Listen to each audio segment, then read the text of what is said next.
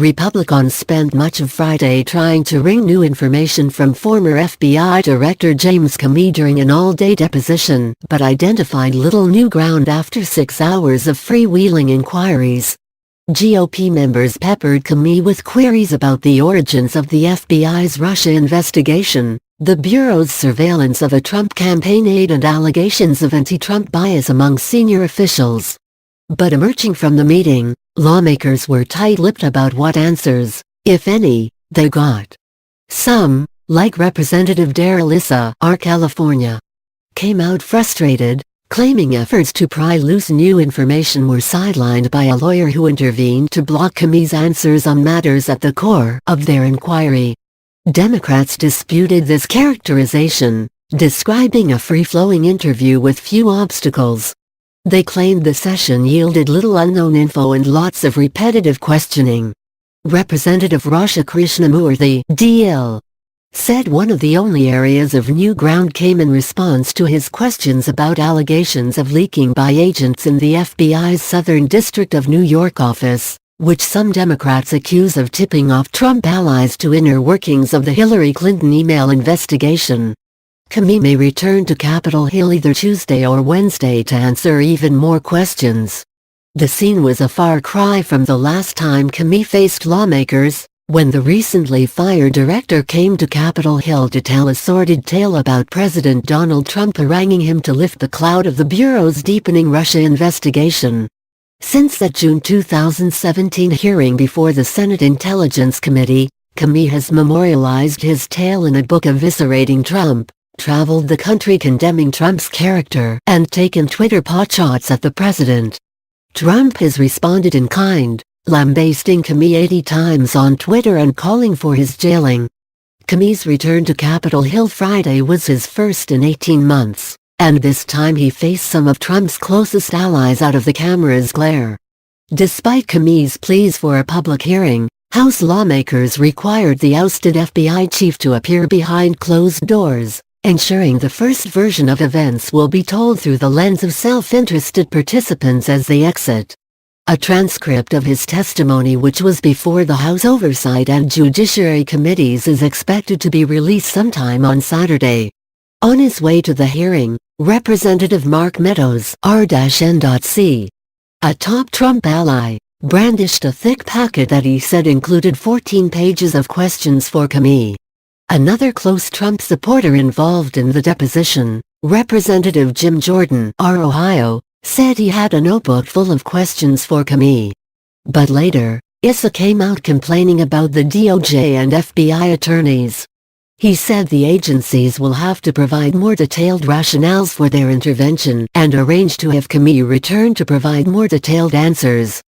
Democrats exiting the meeting strongly disputed the characterization that Comey was unable to answer lawmakers' questions. Representative Jimmy Gomez, D. California, a member of the Oversight Committee, said FBI attorneys intervened just a handful of times and that Comey was generally forthcoming. He called the interview a waste of time and said Republicans focused their questions on perceived anti-Trump bias by a handful of officials involved in the probes of Trump and Clinton. Lawmakers wrapped up their interview shortly after 4 p.m., shortly before two deadlines for Mueller to release potentially headline-grabbing core documents. By the end of the day, the special counsel will file 2 memos detailing cooperation between Mueller and Trump's longtime personal lawyer Michael Cohen. House Republicans are eager to try and nail down Comey on several issues before they cede their majority to the Democrats after the new year. Republican leaders on the Oversight and Judiciary Committees, which have been conducting a joint probe into possible FBI malfeasance, have questioned Comey's honesty about his interactions with Trump and his decision to not recommend criminal charges against Clinton for her handling of classified information.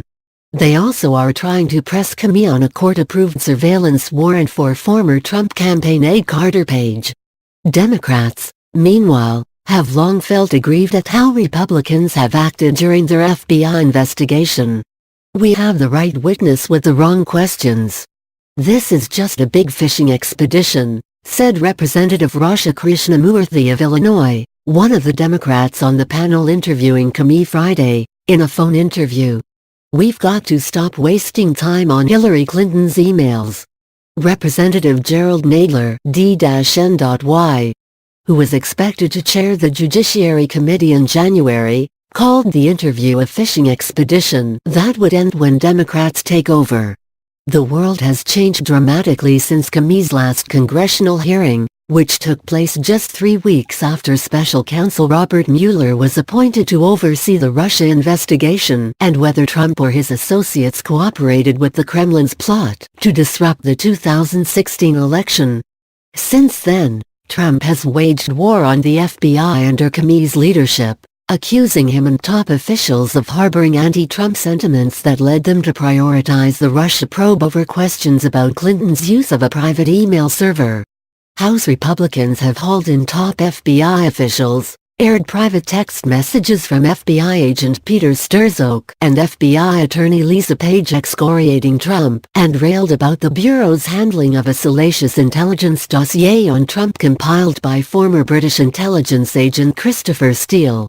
Trump's congressional allies have particularly focused on the Steele dossier, arguing that it was used as the primary basis to surveil Page and launch a full-scale investigation into the Trump campaign's contacts with Russia. From the White House, Trump has cheered on these efforts and publicly pressured the Justice Department to fire a number of officials involved in these decisions.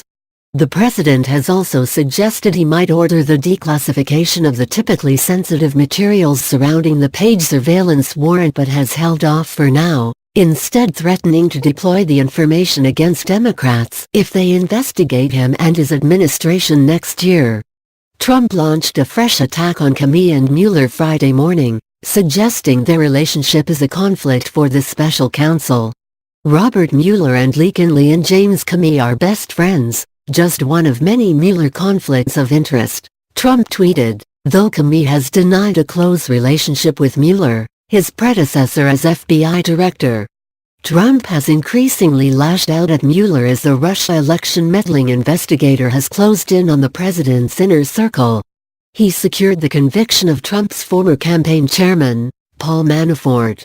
And several other former Trump aides have pleaded guilty to various charges, including ex-National Security Advisor Michael Flynn, longtime Trump lawyer and fixer Michael Cohen, and 2 Trump campaign aides. The special counsel also indicted more than 24 Russians for election-related hacking and a well-orchestrated propaganda effort to sow discord. The FBI has faced its own turmoil after Comey's departure. Comey's second-in-command, Andrew McCabe, a favorite punching bag for Trump, was fired in March just hours before he was set to retire. To justify the firing, DOJ leaders pointed to an internal watchdog report that accused McCabe of lying to investigators about media contacts. Comey's closest aides have also left one by one, including Chief of Staff Jim Rabitsky, Chief Counsel Jim Baker, Strzok and Page.